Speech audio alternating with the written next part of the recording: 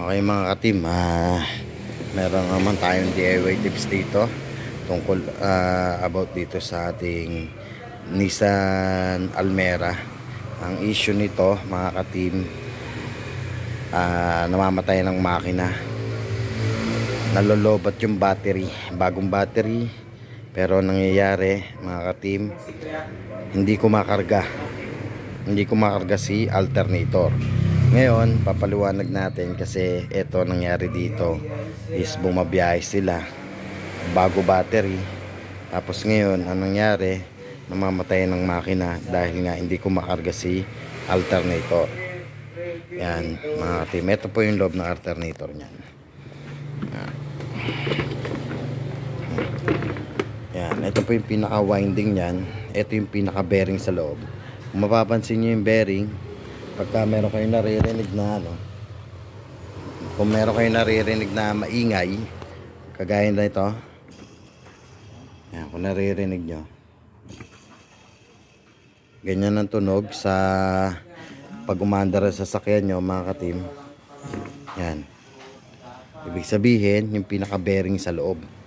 Kung medyo malakas naman, dito naman sa labas mga ka-team, ito sa pinaka pulley naman nya. Ngayon, ang naging nangyari dito mga ka-team, yan, okay na may winding, yung pinaka IC nya, yan, kung mapapansin nyo, may IC kasi yan dyan, ilawan natin. Yan mga ka-team, may IC yan, tapos ito yung carbon. Pagka manipis na ang carbon, possible rin, hindi rin makakapagkarga, pero dahil okay yung carbon nya, okay naman siya. Ang naging problema nito is yung pinaka IC nya. Yan. Kaya nangyayari mga ka-team, nalolobat yung natin, nalolobat yung baterya natin, kahit bago nalolobat. Ayan. Ayan. Nandito sa loob yan, ngayon hindi na natin binaklas. Ayan, dito sa loob yan, hindi na natin binaklas mga ka-team. Ito lang, yung kalahati lang binaklas natin para makita nyo. Ito po yung tsura ng Nissan Almera alternator. Kaya magyayari nito, pag ito rin ang problema po, lalabas sa dashboard nyo mismo yung battery sign. Tapos pag kinuhaan nyo ng voltage, yan, ilagay nyo lang sa voltage. Pag nilagay nyo sa voltage, lagay nyo yung positive, negative sa battery. Kung mapapansin nyo mga ka-team, hindi siya umakyat ng 13.9, 14. Ibig sabihin po, hindi kumakarga si battery. Hindi kumakarga si battery nga na nagbibigay ng karga na si alternator. Ayan, palitin na rin to. Pero dahil nga ho ang sitwasyon ng Nissan Almera, mahirap po talaga makakuha ng IC nito. Ayan, mahirap makakuha ng IC nito mga ka-team. Halos karamihan walang available. Ano ba yung dapat natin gawin dito? Pwede pag nahanapan, papalitan natin. Pag walang mahanap, mas mainam siguro buo na lang, or yung mga na lang palit natin, yung mga parts out. Ayan, ang model kasi nito is 2013 pa, kaya inabot na rin siya. Sulit na rin naman siya yung alternator nya. Chip, anong palagay mo Chip? Sulit na ba yung alternator nito sa 2013, di ba? Ilang taon na rin kasi. Yan, kaya mas mainam palitan na lang natin para hindi na maulit, kasi sayang ang battery nyo. Dahil yung battery nyo, pag ginamit nyo, sigurado malolobat.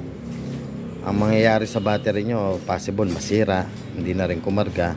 Kaya mas maganda gumamit kayo ng voltmeter. Gamitan nyo ng tester or voltmeter para makita nyo yung reading mismo ng battery nyo, kung kumakarga pa ba si alternator o hindi. Ayan po mga ka-team, maraming salamat, at sana meron na naman kayo natutunan about sa aming DIY tips. Kaya po kami nagbibigay ng kaalaman sa inyo, para na rin ho sa mga hindi makapunta sa amin or malalayong lugar, makapagbigay kami ng tips kung sakaling mangyari ho sa inyo.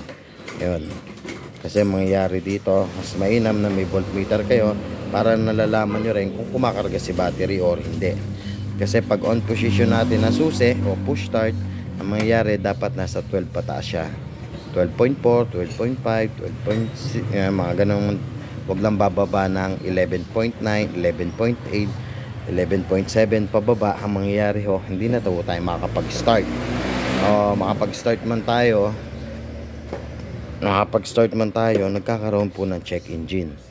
Ngayon, syempre kung meron tayong voltmeter na sinasaksak doon sa cigarette, makikita natin yung voltage doon kung kumakarga ba si alternator o okay pa ba si battery. Pero kung gusto nyo mas accurate, gumamit kayo ng tester, itong multi-tester, para mas maganda. Ayan, kaya lang naman po namin binibigay itong mga gantong idea o ganun po share, para kung sakaling mangyari po sa inyo is alam nyo po kung anong gagawin nyo, kung anong papapalitan nyo. Punta ho kayo sa sa mekaniko nyo. Yun. Pero kung carbon brush lang po ang problema, kung carbon lang po, pwede natin palitan to. Meron tayong mga nakukuha na ng carbon. Pero pag yung sa IC na ho, wala pa akong masyadong nakukuha na nito. Talagang not available siya. Okay mga ka-team, maraming salamat. At sana meron na naman ho tayong natutunan dito sa ating Team Dan Jose Auto Repair Shop. At sa walang sawa sa pag-subscribe and panonood po ng aming video. Ayan po, maraming salamat po. At bukod po kaming nagpapasalamat sa lahat ng nanonood, at lalo na especially sa mga nagko-comment. Ay yung mga hindi ko na komentan basta-basta, nare-replyan na hintay lang po kayo kasi medyo busy rin po kami dito sa shop. Pero pagka may time naman po, ang ginagawa ko naman po is nagre-reply ako. Okay mga ka-team, Team Dan Jose Auto Repair Shop, handang magbigay ng DIY tips. Paalam, goodbye.